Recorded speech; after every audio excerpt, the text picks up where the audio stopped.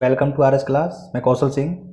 आज है 4 अक्टूबर 2020 और 4 अक्टूबर 2020 के जितने भी करंट अफेयर्स के क्वेश्चन आए वो आज इस वीडियो में देखेंगे। और जो भी भाई बहन वीडियो पहली बार देख रहे हो वो चैनल को सब्सक्राइब ज़रूर कीजिएगा और वीडियो लाइक ज़रूर कीजिएगा। ठीक है, डेली करंट अफेयर्स देखने के लिए चैनल को सब्सक्राइब ज़रूर कीजिएगा और वीडियो को लाइक ज़रूर कीजिएगा। तो आइए देखते हैं आज के कौन से करंट अफेयर्स के क्वेश्चन आए। चलिए, ये आता है आपका पहला क्वेश्चन। किस ई कॉमर्स कंपनी ने तमिलनाडु में एक नया फुलफिलमेंट सेंटर लॉन्च किया है? तो जो नया फुलफिलमेंट सेंटर जो लॉन्च किया है वो किया है अमेजन में। कहाँ किया है? अमेजन। ऑप्शन ए आता है इसमें आपका। प्रमुख ई कॉमर्स कंपनी अमेजन ने तमिलनाडु में अपना नया फुलफिलमेंट सेंटर शुरू किया है। इसका उद्देश्य राज्य में फर्म के नेटवर्क को मजबूत करना है। यह फैसिलिटी तमिलनाडु में रोजगार के महत्वपूर्ण अवसर प्रदान करने के लिए अर्थव्यवस्था को बढ़ावा देने के लिए महत्वपूर्ण भूमिका निभाएगी। इस फैसिलिटी में 7 लाख कितने 7 लाख क्यूबिक फीट स्टोरेज को समायोजित करने की क्षमता है। अगले प्रश्न की तरफ चलते हैं। अगला प्रश्न आता है ये आपका। किस सार्वजनिक क्षेत्र के संगठन ने ऊर्जा मंत्रालय के साथ हस्ताक्षर किए हैं? तो ये ऊर्जा मंत्रालय के साथ जो हस्ताक्षर किए हैं ये किए हैं एनटीपीसी। ऑप्शन ए आता है इसमें आपका। एनटीपीसी ने हस्ताक्षर किए हैं ये। अग्रणी विद्युत क्षेत्र संगठन एनटीपीसी लिमिटेड ने हाल ही में ऊर्जा मंत्रालय के साथ समझौता ज्ञापन पर हस्ताक्षर किए हैं। इस एमओयू के तहत वर्ष 2020-21 के लिए प्रमुख लक्ष्य तय किए गए हैं, जिसमें 340 बीयू बिजली उत्पादन श्रेणी में 15 एमएमटी कोयला उत्पादित है। अगले प्रश्न की तरफ चलते हैं। अगला प्रश्न है आपका ये आता है आपका। किस तकनीक कंपनी ने मेक स्मॉल स्ट्रॉन्ग नाम से एक अभियान शुरू किया है? तो ये अभियान शुरू किया है आपका गूगल ने। ऑप्शन ए आता है इसमें। गूगल ने ये अभियान शुरू किया है। गूगल इंडिया ने हाल ही में मेक स्मॉल स्ट्रॉन्ग नाम से अपने राष्ट्रव्यापी अभियान की शुरुआत की है। इसका उद्देश्य छोटे व्यवसायों को समर्थन देना है और ग्राहक सहायता के माध्यम से मांग को बढ़ावा देना है। स्थानीय रूप से खरीदने और अपने पसंदीदा खुदरा विक्रेताओं को समीक्षाएं पोस्ट करके प्रोत्साहित करता है। यह एक नया कार्यक्रम लागू है, माध्यम व्यवसाय के फीडबैक पर आधारित है। अगले प्रश्न की तरफ चलते हैं। अगला प्रश्न है आपका ये। नीति आयोग ने स्कूल पर किस देश के दूतावास के साथ decarbonisation and energy transition agenda पर हस्ताक्षर किए हैं? तो ये किए हैं आपके नीदरलैंड। ऑप्शन ए आता है आपका इसमें। नीदरलैंड ये हस्ताक्षर किए हैं। नीति आयोग और नीदरलैंड्स दूतावास नई दिल्ली में हाल ही में डिकार्बोनाइजेशन एंड एनर्जी ट्रांजिशन एजेंडे पर एक स्टेटमेंट ऑफ स्टूल पर हस्ताक्षर किए हैं। इस साझेदारी के तहत नीति आयोग और डच दूतावास का उद्देश्य स्वच्छ ऊर्जा समायोजित करने के लिए किया गया है। अगले प्रश्न की तरफ चलते हैं। अगला प्रश्न आता है आपका ये। स्वदेशी पोस्टर के साथ किस सुपरसोनिक क्रूज मिसाइल का सफलतापूर्वक परीक्षण किया गया है? तो यह किया गया है ब्रह्मोस का। ब्रह्मोस सफलतापूर्वक परीक्षण किया गया है। भारत ने सतह से सतह पर मार करने वाली सुपरसोनिक क्रूज मिसाइल ब्रह्मोस के नए संस्करण का सफल परीक्षण किया है। ओडिशा के बालासोर में एकीकृत परीक्षण रेंज से बूस्टर सहित कई स्वदेशी विकसित प्राणियों वाली मिसाइल का परीक्षण किया गया है। इसकी रेंज है 290 किलोमीटर से बढ़कर 400 किलोमीटर की गई है। 290 से बढ़कर 400 किलोमीटर की गई है। अगले प्रश्न की तरफ चलते हैं। अगला प्रश्न आता है ये आपका। ये आता है गंगा अवलोकन क्या है जो हाल ही में सुर्खियों में था? तो ये है संग्रहालय। ऑप्शन ए आता है आपका इसमें। गंगा अवलोकन है एक संग्रहालय। प्रधानमंत्री श्री नरेंद्र मोदी ने नामी गंगे मिशन के तहत उत्तराखंड में 6 मेगा विकास परियोजनाओं का उद्घाटन किया है। हरिद्वार में गंगा नदी पर गंगा अवलोकन नामक अपनी तरह के पहले संग्रहालय का भी उद्घाटन किया गया है। प्रधानमंत्री ने जल जीवन मिशन के लिए रोइंग डाउन द गंगा नामक एक पुस्तक और नया लोगो भी जारी किया है। नया लोगो जारी किया है इसने। ये आता है आपका अगला प्रश्न। ये आ जाता है, भारत ने किस देश के साथ ग्रीन स्ट्रेटेजिक पार्टनरशिप स्थापित करने की घोषणा की है? तो ये की है आपके डेनमार्क। ऑप्शन ए, डेनमार्क के साथ पार्टनरशिप करने की घोषणा की है। प्रधानमंत्री नरेंद्र मोदी ने डेनमार्क के अपने समकक्ष मेटे फ्रेडरिकेशन के साथ पहले आभासी शिखर सम्मेलन में भाग लिया। संयुक्त बयान के अनुसार नई दिल्ली ग्रीन स्ट्रेटेजिक पार्टनरशिप राजनीतिक, ऊर्जा, पर्यावरण और शिक्षा सहित विभिन्न क्षेत्रों में सहयोग के लिए मौजूद संयुक्त आयोग पर आधारित होगी। अगले प्रश्न की तरफ चलते हैं। अगला प्रश्न है ये आपका, मुंबई स्टॉक एक्सचेंज किस बैंक के साथ छोटे और मध्यम उद्यमों को सशक्त बनाने के लिए साझेदारी की है? तो ये की है आपका यस बैंक के साथ। ऑप्शन ए आता है इसमें, यस बैंक के साथ ये साझेदारी की है। बॉम्बे स्टॉक एक्सचेंज BSE ने घोषणा की कि उसने छोटे और मध्यम उद्यमों SME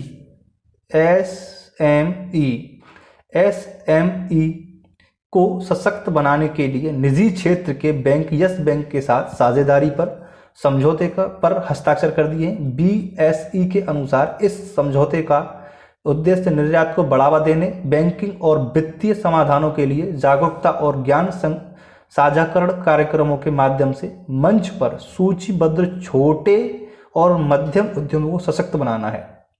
अगले प्रश्न की तरफ चलते हैं। अगला प्रश्न आता है ये आपका, विश्व हृदय दिवस प्रति वर्ष कब मनाया जाता है? तो विश्व हृदय दिवस प्रति वर्ष मनाया जाता है आपका 29 सितंबर को। ऑप्शन ए आता है इसमें आपका, 29 सितंबर को मनाया जाता है। विश्व स्वास्थ्य संगठन यानी WHO, फुल फॉर्म है इसकी विश्व स्वास्थ्य संगठन के सहयोग से वर्ल्ड हार्ट फेडरेशन द्वारा WHF वर्ल्ड हार्ट फेडरेशन द्वारा 1999 में पहली बार विश्व हृदय दिवस की स्थापना की गई थी। हृदय रोगों और उनकी रोकथाम के बारे में सार्वजनिक जागरूकता बढ़ाने के लिए 29 सितंबर को विश्व हृदय दिवस मनाया जाता है। अगले प्रश्न की तरफ चलते हैं। देखिए वीडियो को लाइक जरूर कीजिएगा। अगला प्रश्न आता है आपका ये, वर्चुअल G20 लीडर्स समिति के मेजबानी किस देश के द्वारा की जाएगी? तो ये की जाएगी मेजबानी आपकी सऊदी अरब के द्वारा। ऑप्शन ए आता है इसमें आपका, ऑप्शन ए आता है सऊदी अरब के द्वारा ये मेजबानी की जाएगी। G20 लीडर्स समिट का आयोजन वर्चुअल 21-22 नवंबर को सऊदी अरब द्वारा किया जाएगा। यह भी कहा गया है कि शिखर सम्मेलन कोविड-19 महामारी से उत्पन्न कमजोरियों को संबोधित करने पर ध्यान केंद्रित करेगा, जो G20 ने वैक्सीन उत्पादन और वितरण के लिए 21 बिलियन अमेरिकी डॉलर से अधिक को योगदान दिया है। अगले प्रश्न की ओर चलते हैं। ये आता है अगला प्रश्न आपका, कोविड-19 वैक्सीन को लॉन्च करते समय केंद्रीय स्वास्थ्य मंत्री ने किस संस्था के 100 साल के इतिहास की टाइमलाइन को जारी किया है? तो ये किया है ICMR की टाइमलाइन को जारी किया है। ऑप्शन ए आता है आपका इसमें।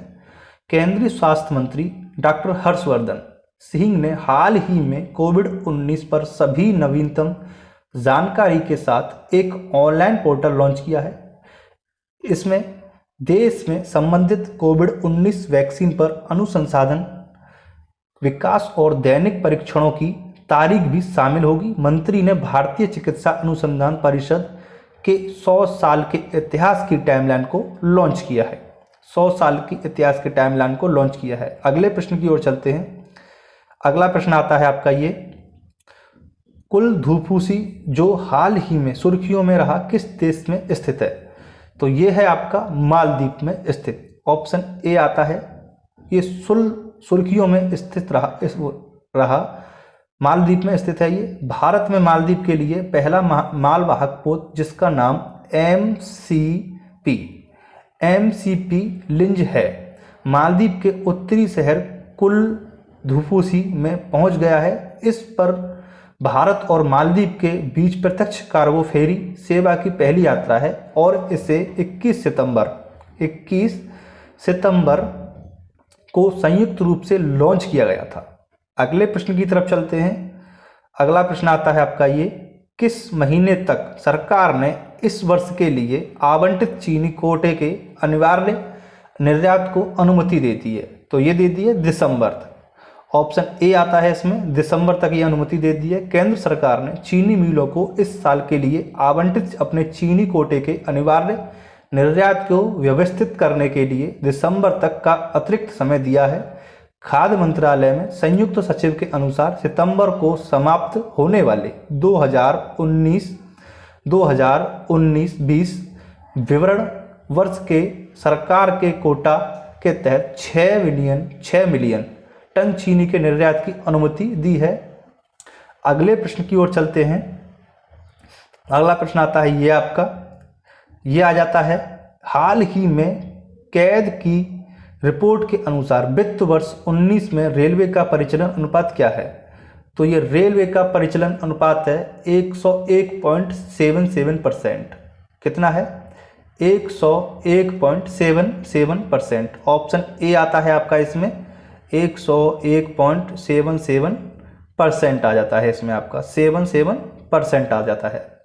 नियंत्रक एवं महालेख परीक्षक कैग के नवीनतम ऑडिट रिपोर्ट के अनुसार भारतीय रेलवे के लिए परिचालन अनुपात OR 101.77% है। इसका मतलब है कि वित्तीय वर्ष में अर्जित प्रत्येक 100 रुपये के लिए रेलवे ने 101.77 रुपये व्यय किए। हालांकि रेलवे ने वित्त वर्ष 2020 के लिए माल ढुलाई के जुड़े अग्रिमों सहित 97.29% का आंकड़ा तैयार किया है। रेलवे पिछले 5 वर्षों में अनुमानित आय को प्राप्त करने के लिए विफल रहा है। अगले प्रश्न की तरफ चलते हैं। अगला प्रश्न आता है आपका ये, सैंडलवुड स्पाइक डिसीज नामक विनाशकारी बीमारी का संबंध किस पेड़ से है? तो यह है आपका चंदन के पेड़ से। ऑप्शन ए आता है आपका, चंदन के पेड़ से ये संबंधित है। सैंडलवुड स्पाइक डिसीज बीमारी नामक विनाशकारी चंदन स्पाइक रोग है। यह रोग जीवाणु परजीवी के कारण होता है जो कीट वेक्टर द्वारा प्रशोषित होता है। यह बीमारी सबसे पहले 1899 में कोडगू में रिपोर्ट की गई थी। अतीत में बीमारी के कारण मैसूर क्षेत्र में 1903 और 1916 के बीच चंदन के पेड़ के काट दिए गए थे। हमें ध्यान देना चाहिए कि टीपू सुल्तान ने 1792 में चंदन के पेड़ को मैसूर का शाही पेड़ घोषित किया था। 1792 में मैसूर का शाही पेड़ घोषित किया था चंदन के पेड़ को टीपू सुल्तान ने। अगले प्रश्न की तरफ चलते हैं। अगला प्रश्न है आपका, देखिए वीडियो को लाइक जरूर कीजिएगा। देश में चिकित्सा शिक्षा और पैसे का सर्वोच्च नियम राष्ट्रीय चिकित्सा आयोग की सदस्यता संख्या है। तो ये सदस्यता संख्या है, ये है आपकी 33 सदस्य संख्या। ऑप्शन ए आता है आपका इसमें, ऑप्शन ए आता है 33 सदस्य संख्या है। 25 सितंबर 2020 मेडिकल काउंसिल ऑफ इंडिया के स्थान पर देश में चिकित्सा शिक्षा और पेशी का सर्वोच्च नियम संस्थान के रूप में राष्ट्रीय चिकित्सा आयोग पेशी है। ये पेशी राष्ट्रीय चिकित्सा आयोग नेशनल मेडिकल काउंसिल सेवारत हुआ NMC एक भारतीय नियामक व्यवस्था है जिसके 33 सदस्य हैं। इसे जनवरी 2019 में अध्यादेश द्वारा 6 महीने के लिए स्थापित कर दिया गया था। वीडियो को लाइक जरूर कीजिएगा। धन्यवाद।